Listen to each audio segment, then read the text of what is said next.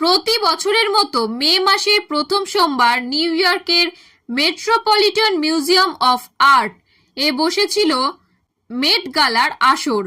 উপস্থিত ছিলেন হলিউড এবং বলিউডের প্রথম সারির অভিনেতা অভিনেত্রীরা।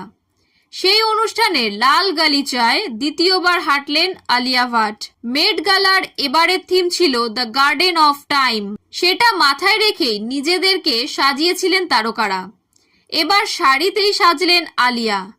পোশাক শিল্পী সব্যসাচী মুখোপাধ্যায়ের নকশা করা শাড়িতে নজর কাড়লেন আলিয়া। প্যাস্টেল সবুজ রঙের নেটের শাড়িটি পুরোটাই হাতে তৈরি। গোটা শাড়ি জুড়ে সাদা আর গোলাপি রঙের কারুকার্য। আঁচলেও চোখ ধাঁধানো এমব্রয়ডারি, যা প্রায় 23 ফুট লম্বা। আলিয়ার এই শাড়িটি তৈরি করতে সময় লেগেছিল প্রায় 1956 ঘন্টা।